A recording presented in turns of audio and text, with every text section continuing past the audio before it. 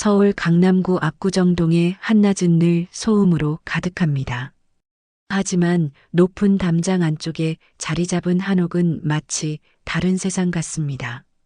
대청마루에 앉아 계신 75세 박순희 할머니는 그 고요함 속에서 오랜 시간을 보내셨습니다.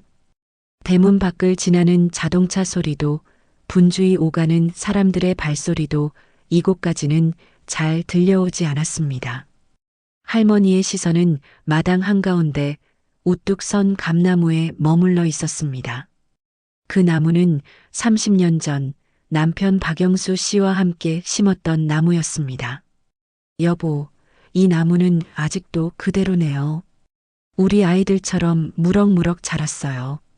할머니의 혼잣말이 텅 빈 한옥에 조용히 울렸습니다.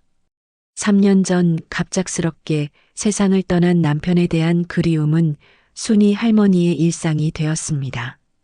남편 박영수 씨는 정말 대단한 분이셨습니다. 1980년대 강남 개발이 한창이던 시절 작은 부동산 중개업소에서 시작하여 거대한 부동산 개발업체 영웅개발을 일궈내셨습니다. 할머니는 그런 남편의 든든한 내조자였습니다.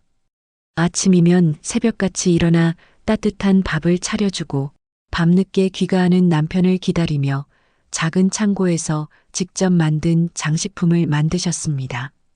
모든 순간이 남편을 위한 것이었고 그 모든 노력이 지금의 풍요로운 삶을 만들었다고 생각했습니다. 하지만 성공은 순희 할머니에게 기쁨만큼의 외로움도 가져다 주었습니다. 젊은 시절 자녀들과 함께 이 한옥에 살면서 행복한 웃음이 가득했었습니다. 하지만 이제 아이들은 모두 독립하여 제 가정을 꾸렸습니다.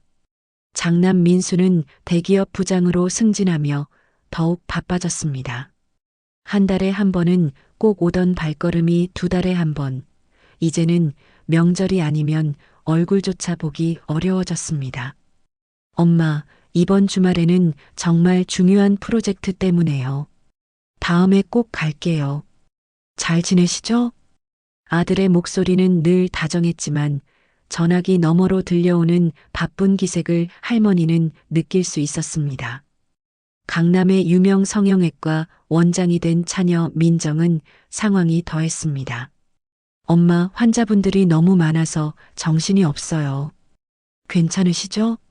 건강하게 잘 지내셔야 해요. 민정의 목소리에서는 늘 조급함이 묻어났습니다. 손녀 서연이의 얼굴을 보는 것도 쉽지 않았습니다.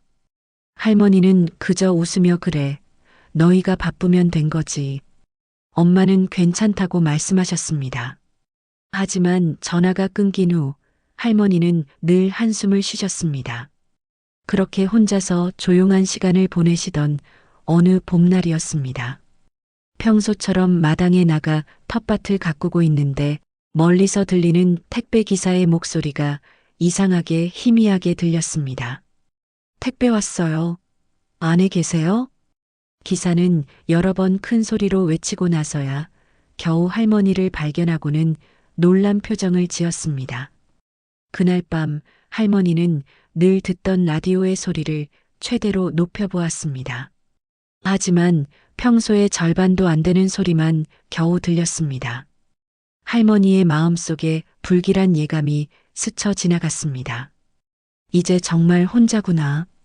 라는 생각에 할머니는 몸을 떨었습니다. 다음 날 할머니는 누구에게도 알리지 않고 혼자 병원을 찾았습니다. 강남의 유명한 이비인후과였습니다.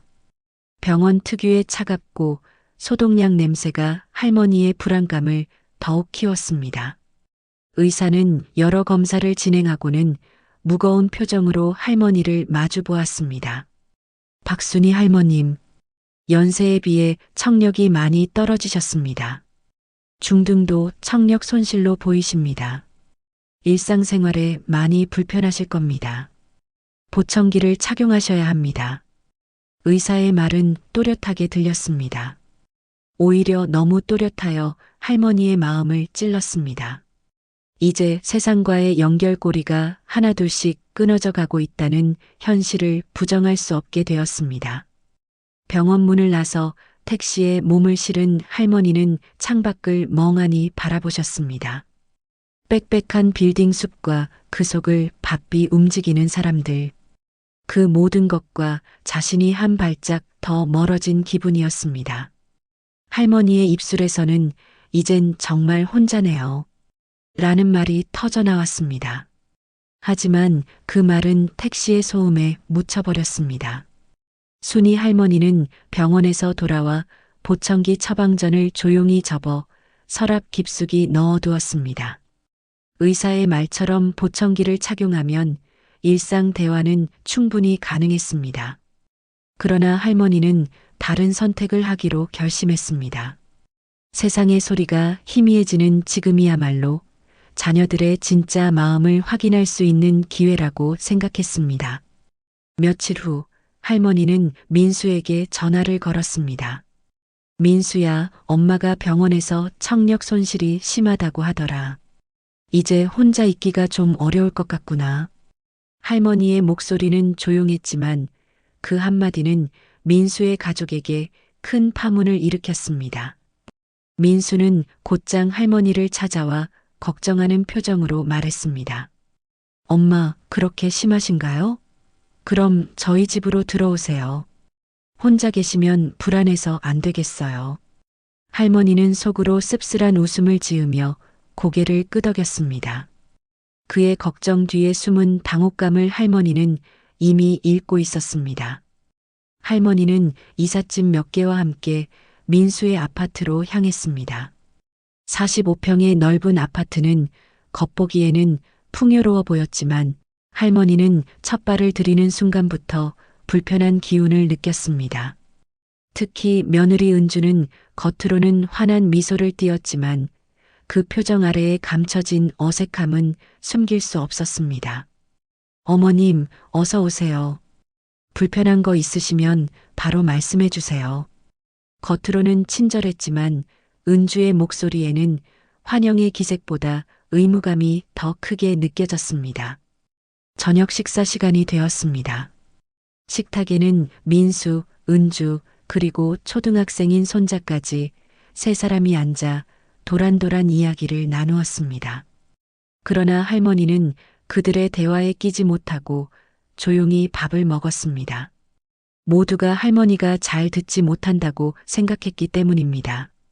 손자가 순진한 눈으로 물었습니다. 아빠, 할머니는 왜 우리 말에 대답을 안 해요? 민수가 한숨을 쉬며 대답했습니다. 할머니가 잘 안 들리셔. 서우도 할머니한테는 큰 소리로 말해야 해. 그들의 대화는 마치 할머니가 없는 듯 자연스럽게 이어졌습니다. 밤이 깊어지고 순이 할머니는 자식들에게 짐이 되고 있다는 것을 뼈저리게 느꼈습니다. 특히 밤늦은 시간 민수와 은주의 침실에서 들려오는 대화는 할머니의 마음을 산산조각 냈습니다. 여보, 어머니가 여기 계시니까 솔직히 좀 불편하지 않아요? 애들도 눈치 보고. 은주의 목소리는 평소보다 훨씬 차갑게 들렸습니다. 알아, 나도 힘들어. 하지만 우리 엄마인데 어떡해. 당분간은 어쩔 수 없잖아. 민수의 목소리에는 체념과 피로가 뒤섞여 있었습니다. 당분간이 얼마나 되는데요? 당신도 회사 일 바쁘고 나도 애들 키우느라 정신없는데 좋은 요양원이나 실버타운 알아보는 게 어때요? 거기서 전문적으로 모시면 우리도 편하고 어머니도 같은 연배분들 만나서 좋으실 텐데. 순이 할머니는 이불을 머리까지 끌어올렸습니다. 자신이 가족에게 짐이 되고 있다는 현실이 너무나도 명확했습니다. 눈물이 터져 나올 것 같았지만 할머니는 애써 감정을 억눌렀습니다. 동시에 궁금했습니다. 민정은 어떨까? 그녀의 집은 다를까? 할머니는 깊은 밤 내내 잠을 이루지 못했습니다.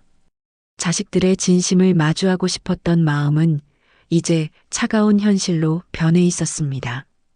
하지만 이대로 포기할 수는 없었습니다. 그녀는 다음날 민정의 집으로 거처를 옮기기로 결심했습니다. 그것은 단순히 거처를 바꾸는 행위가 아니었습니다. 자식들의 진정한 마음을 향한 마지막 시험이었습니다. 민수와의 동거가 2달째 되던 날, 할머니는 짐을 챙겨 민정의 집으로 거처를 옮겼습니다. 민정은 강남 대치동의 고급 아파트에 살고 있었고, 겉으로는 더 여유롭고 깔끔해 보였습니다. 하지만 할머니는 첫날부터 민정의 친절이 얇은 막처럼 느껴지는 것을 알 수 있었습니다. 민정은 할머니를 깍듯이 모셨지만 그 아래에는 병원 일로 바쁜 자신의 삶에 대한 투정과 피로가 숨어 있었습니다. 엄마, 저희 집에서 편히 쉬세요. 병원 일이 바빠서 자주 못 챙겨드릴 수도 있지만요. 말은 다정했지만 민정의 표정에는 환자들을 대하는 것과 같은 의례적인 미소가 걸려 있었습니다. 할머니는 그 미소 뒤에 숨은 부담감을 똑똑히 느낄 수 있었습니다. 민정의 남편 또한 순이 할머니의 존재를 은근히 불편해하는 듯 했습니다. 식탁에서는 남편과 민정이 병원 경영이나 자녀 교육에 대해 열띤 대화를 나누었고, 할머니는 여전히 그들의 세상 밖에 홀로 서 있었습니다. 하지만 민정의 집에는 순이 할머니의 차가운 마음을 녹이는 작은 희망이 있었습니다. 바로 8살 손녀 서연이었습니다. 서연이는 할머니가 듣지 못한다는 것을 알고 있었지만 다른 가족들과는 달랐습니다. 그녀는 할머니에게 말을 걸 때마다 눈을 맞추고 손을 잡고 진심을 담아 이야기했습니다. 할머니, 이거 제가 유치원에서 만든 거예요. 할머니 드릴게요. 서연이가 색종이로 만든 작은 꽃을 내밀었습니다. 할머니는 그 꽃을 받아들고 조용히 눈물을 흘렸습니다. 서연이의 얼굴에는 그 어떤 부담도 짜증도 없었습니다. 오직 할머니를 향한 순수한 사랑만이 가득했습니다. 할머니, 왜 자꾸 슬픈 표정이에요? 서연이가 재미있는 이야기 해드릴게요. 어느 날 서연이는 할머니 옆에 꼭 붙어 앉아 동화책을 펼쳤습니다. 할머니는 잘 안 들리니까 제가 아주 크게 읽어드릴게요. 서연이는 작은 두 손으로 입을 가리고 커다란 소리로 동화책을 읽기 시작했습니다. 할머니는 소리 자체는 들을 수 있었지만 소리보다 더 크게 다가오는 서연이의 따뜻한 마음에 할머니는 가슴이 먹먹해졌습니다. 행복했던 순간도 잠시, 위기는 생각보다 빨리 찾아왔습니다. 어느 토요일 오후 민정은 할머니를 모시고 병원 정기 검진을 다녀왔습니다. 할머니를 진찰실에 모셔다 드린 후 민정은 병원 근처 카페에서 미리 약속을 잡아둔 민수를 만났습니다. 할머니는 병원 화장실에 들렀다가 우연히 두 사람의 대화를 엿듣게 되었습니다. 오빠, 솔직히 말해서 엄마 모시는 거 너무 힘들어. 남편도 그렇고 아이들도 스트레스 받는 것 같아. 병원 일도 바빠 죽겠는데. 민정의 목소리에는 그동안 참아왔던 불만이 터져 나왔습니다. 민수 역시 고개를 끄덕이며 답했습니다. 우리도 마찬가지야. 은주도 매일 불평이고 이런 식으로는 안 되겠어. 그런데 어떻게 해야 해? 엄마를 다시 혼자 두기는 너무 그렇고. 두 자녀는 한동안 침묵에 잠겼습니다. 그 침묵은 할머니에게는 그 어떤 비난보다 더 날카로운 칼이 되어 가슴을 찔렀습니다. 요즘 실버타운이 많이 좋아졌다고 하던데. 민수가 조심스럽게 말을 꺼냈습니다. 하지만 엄마가 싫어하실 텐데. 어차피 잘 안 들리시잖아. 우리가 좋은 휴양시설이라고 하면 모르실 거야. 좋은 시설에서 전문적인 돌봄도 받고 우리도 마음 편하게 일할 수 있고. 어때? 순이 할머니는 그들의 대화를 듣고는 굳은 표정을 지었습니다. 절망과 분노가 가슴을 휘저었지만 그녀는 울지 않았습니다. 대신 깊은 슬픔과 함께 한 가지 확신이 들었습니다. 그래, 이 아이들에게 나란 존재는 그저 짐이었구나. 하지만 동시에 할머니는 마음속에 작은 불꽃 하나가 피어오르는 것을 느꼈습니다. 바로 손녀 서연이의 순수한 사랑이었습니다. 순이 할머니는 카페 한쪽에서 조용히 자리를 떴습니다. 민수와 민정은 할머니가 이미 자리를 떠난 것도 모르고 실버타운 입주에 대한 구체적인 계획을 속닥거리고 있었습니다. 할머니는 이제 자식들의 진심을 확인하는 것을 넘어 자신에게 남은 마지막 삶을 어떻게 정리해야 할지 고민하기 시작했습니다. 그리고 그 모든 결심의 중심에는 오직 서연이만이 있었습니다. 이 위기를 어떻게 극복하고 진정한 사랑의 가치를 어떻게 전할 수 있을까요? 일주일 후 민정은 할머니를 찾아와 한껏 꾸며진 브로슈어를 내밀었습니다. 브로슈어에는 프리미엄 실버 리조트라는 글씨와 함께 아름다운 정원, 웃고 있는 노인들의 사진이 가득했습니다. 엄마, 여기 정말 좋은 곳이 있대요. 자연도 좋고 프로그램도 다양해서 같은 또래분들과 즐겁게 지내실 수 있을 거예요. 그냥 좋은 휴가라고 생각하고 다녀오시는 게 어때요? 민정의 말에 할머니는 속으로 씁쓸한 웃음을 지었습니다. 그녀는 이미 모든 것을 알고 있었습니다. 그러나 마지막 시험을 위해 할머니는 순순히 고개를 끄덕였습니다. 그래, 한번 가보도록 하마. 경기도 용인의 한적한 곳에 위치한 그곳은 예상보다 훨씬 깔끔하고 쾌적했습니다. 하지만 할머니는 첫 발을 들여놓는 순간 직감적으로 알았습니다. 이곳은 리조트가 아니라 노인들을 위한 요양원이었습니다. 할머니의 눈에 실망감이 스쳤지만 이내 평정을 되찾았습니다. 그때 한 중년 여성이 따뜻한 미소를 지으며 다가왔습니다. 어머님, 안녕하세요. 저는 어머님을 돌봐드릴 간병사 김영숙입니다. 영숙은 45세 정도의 편안한 인상의 여성이었습니다. 그녀는 할머니의 손을 잡으며 부드럽게 이끌었습니다. 민수와 민정은 서둘러 입소 절차를 밟았습니다. 엄마, 며칠 동안 푹 쉬다 오세요. 주말마다 꼭 찾아뵐게요. 그들은 서둘러 자리를 떠났습니다. 할머니는 그들의 뒷모습을 보며 이제 모든 것이 끝났다고 생각했습니다. 그들의 형식적인 말과 서둘러 떠나는 발걸음에서 그녀는 더 이상 희망을 찾을 수 없었습니다. 하지만 예상과 달리 실버타운에서의 생활은 그리 나쁘지 않았습니다. 특히 김영숙은 다른 이들과는 달랐습니다. 그녀는 할머니가 잘 듣지 못하는 척한다는 것을 눈치챘지만 모른 척하며 진심으로 할머니를 돌보았습니다. 할머니가 식사를 잘 못하시면 좋아하는 음식을 따로 준비해 주었고 잠 못 이루는 밤이면 따뜻한 차를 가져다 주며 조용히 곁을 지켜주었습니다. 할머니, 혹시 많이 속상하세요? 가족 일은 참 복잡하지요. 어느 날 저녁 영숙이 물었습니다. 할머니는 영숙의 따뜻한 눈빛을 보고 처음으로 마음을 열었습니다. 영숙아, 사실은 나는 다 들을 수 있단다. 자식들이 하는 말을 내가 다 듣고 있었어. 영숙은 잠시 놀랐지만 이내 고개를 끄덕였습니다. 그럼 더 힘드셨겠네요. 차라리 정말 못 들으셨으면. 그날 밤부터 할머니는 조용히 글을 쓰기 시작했습니다.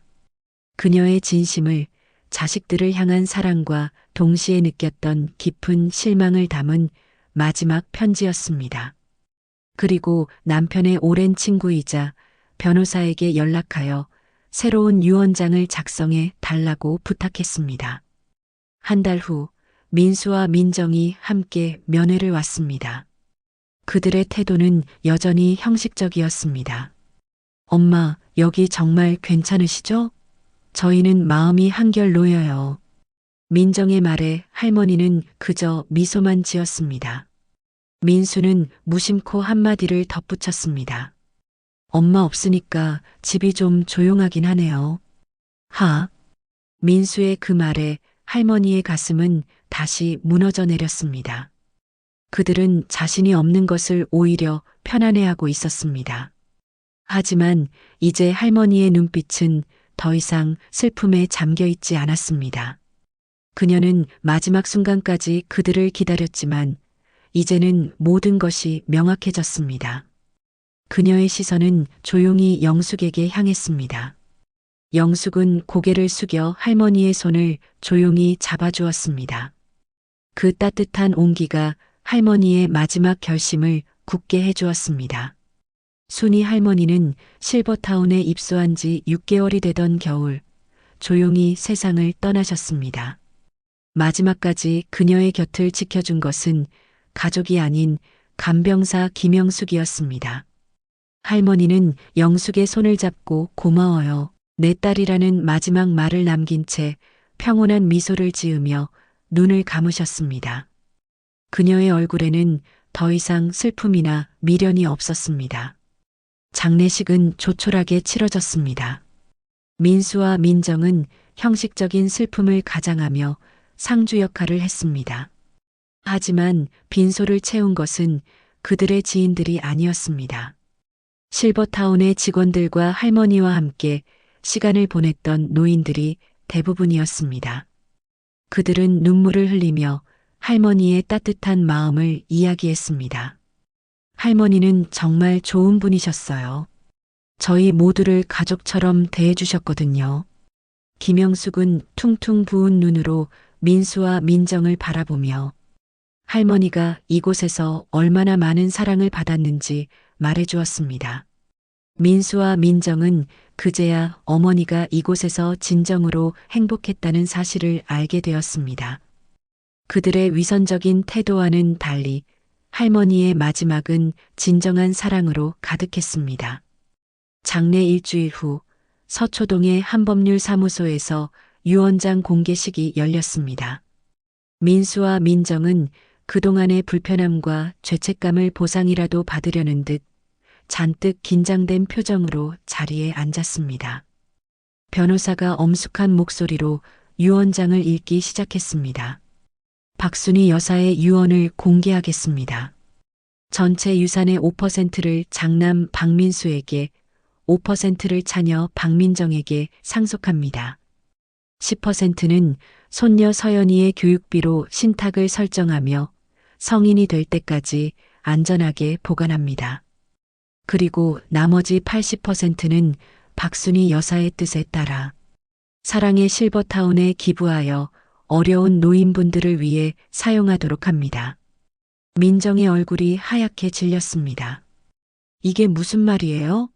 저희가 겨우 5%라니요? 민수 역시 믿을 수 없다는 듯이 떨리는 목소리로 되물었습니다. 이게 말이 됩니까? 엄마가 이러실 리가 없어요. 저희가 누굽니까? 변호사는 그들의 분노에 찬 목소리를 차분히 가라앉히며 말했습니다. 그리고 중요한 사실이 하나 더 있습니다. 박순희 여사님께서 마지막으로 남기신 편지입니다.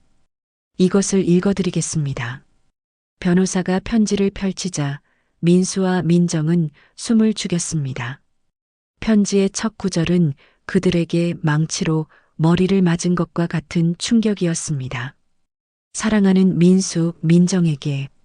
이 편지를 듣고 있니? 아마도 너희가 생각하는 것처럼 엄마가 아무것도 듣지 못했다고 생각하겠지. 하지만 엄마는 다 들을 수 있었단다. 너희가 엄마를 얼마나 무거워하는지, 빨리 이 짐을 내려놓고 싶어 하는지, 엄마가 없는 집이 조용해서 좋다고 하는 말까지 엄마는 전부 다 들었단다.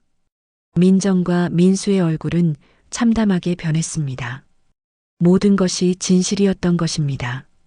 그들이 했던 모든 무심한 말과 행동이 어머니에게는 고스란히 상처가 되어 돌아갔습니다. 편지는 계속 이어졌습니다. 엄마는 마지막까지 너희의 진심을 기다렸어. 돈이 아니라 따뜻한 마음을 보고 싶었단다. 하지만 너희는 끝까지 엄마를 실망하게 하는구나. 그래도 엄마의 사랑은 변하지 않았어. 서연이만은 할머니의 진짜 사랑을 기억하고 물질보다 소중한 가치를 아는 아이로 자라주기를 바란다. 그 아이에게만큼은 진심을 다해 사랑해주렴. 사무실을 나선 민수와 민정은 한동안 말이 없었습니다. 한때 자신들의 것이라 생각했던 화려한 한옥 앞에 서서 그들은 비로소 자신들이 무엇을 잃었는지 깨달았습니다. 눈물이 터져 나왔지만 이미 너무 늦은 후회였습니다. 어머니는 마지막 순간까지도 그들에게 진정한 사랑의 의미를 알려주고 떠나셨습니다. 세월이 흘러 순이 할머니의 유산으로 지어진 사랑의 실버타운은 많은 노인들에게 따뜻한 안식처가 되었습니다. 그리고 18세가 된 손녀 서연이는 할머니의 유언과 함께 그녀의 마지막 편지를 읽게 될 것입니다. 할머니의 마지막 선택은 단순한 상속이 아니었습니다. 그것은 한국 사회에 깊이 뿌리박힌 효의 진정한 의미를 묻는 강렬한 메시지였습니다. 물질적 성공보다 소중한 것이 무엇인지, 그리고 진정한 가족의 사랑이 어떤 것인지를 보여준 영원히 잊히지 않을 울림 깊은 이야기였습니다.